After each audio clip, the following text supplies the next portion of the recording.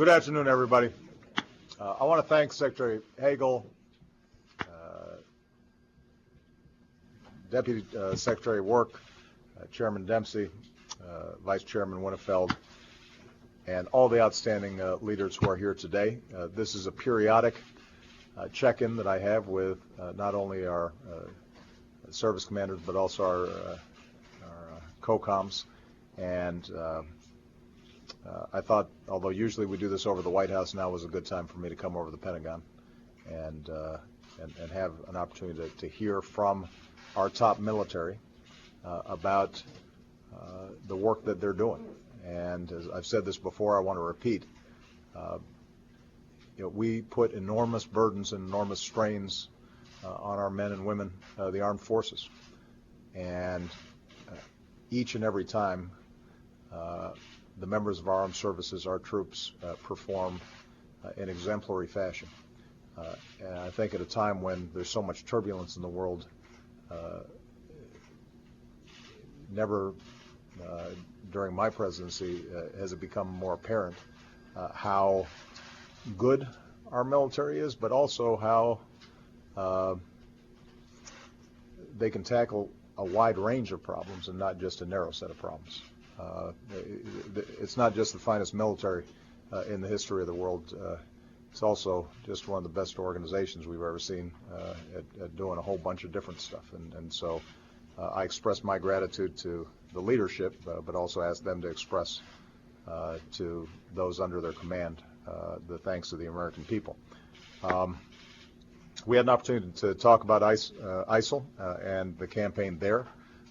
After this meeting, we'll have a National Security Council meeting in which General Lloyd Austin, who's leading Central Command, will further brief us on the progress that's been made by the coalition there. Our strikes continue alongside our partners. It remains a difficult mission.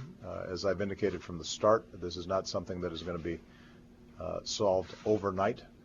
The good news is that there is a broad-based consensus, not just in the region but among nations of the world, that ISIL is a threat to world peace, security, and order, that their barbaric behavior has to be dealt with, and we're confident that we will be able to continue to make progress in partnership with the Iraqi government, because ultimately it's going to be important for them to be able to, with our help, secure their own country and to find the kind of political accommodations that are necessary for long-term prosperity in the region. We had a chance to talk about the fight against Ebola, and I got a briefing from General Rodriguez. Our military is essentially building an infrastructure that does not exist in order to facilitate the transport of personnel and equipment and supplies to deal with this deadly epidemic and disease. And we are doing it in a way that ensures our men and women in uniform are safe. That has been my top priority, and I've instructed folks we're not going to compromise the health and safety of our armed services.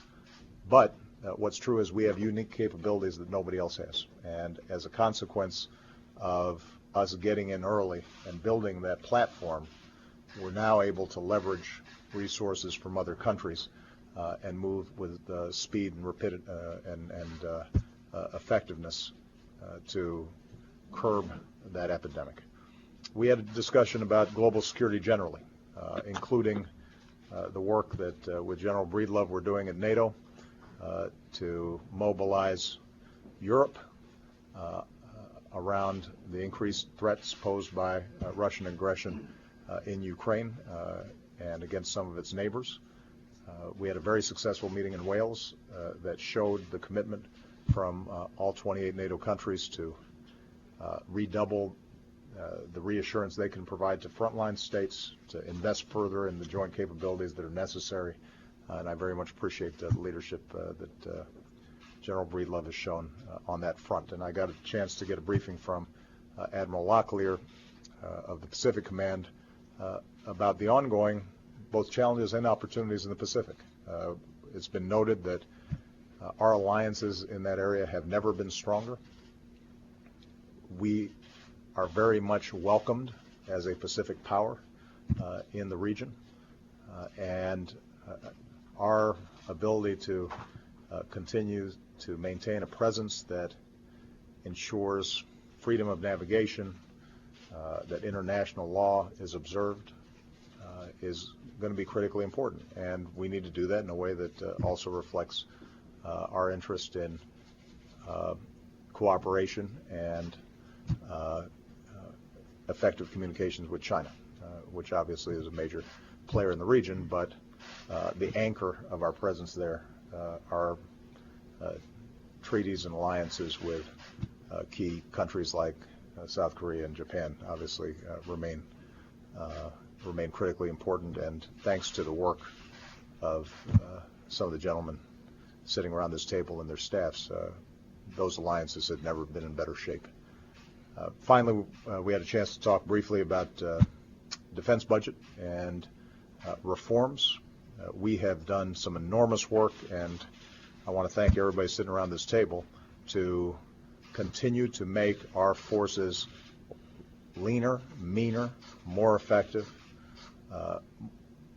more tailored to the particular challenges that we're going to face in the 21st century.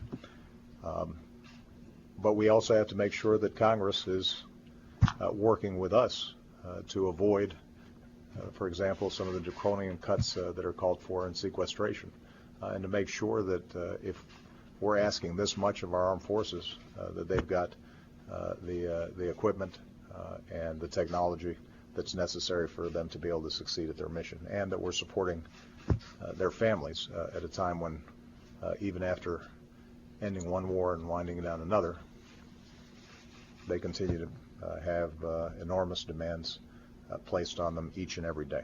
So I want to thank everybody around this table. A special thank you to General Austin for the enormous amount of work that's been done by CENTCOM in what is a very challenging situation. We very much appreciate him. I want to thank General Rodriguez for the great work in standing up our operations in West Africa. And finally, I want to say publicly a hearty thank you to Jim Amos, who somewhere between 8 to 10 days from now will be retiring from his command. He is the 35th Commandant of the Marine Corps, the first aviator to command our Marine Corps. I know that he could not be prouder of the men and women under his command. They continue to make us proud. They certainly make him proud. We want to thank him and Ms. Amos and the entire family for the great service that they've rendered to our country. So, thank you very much.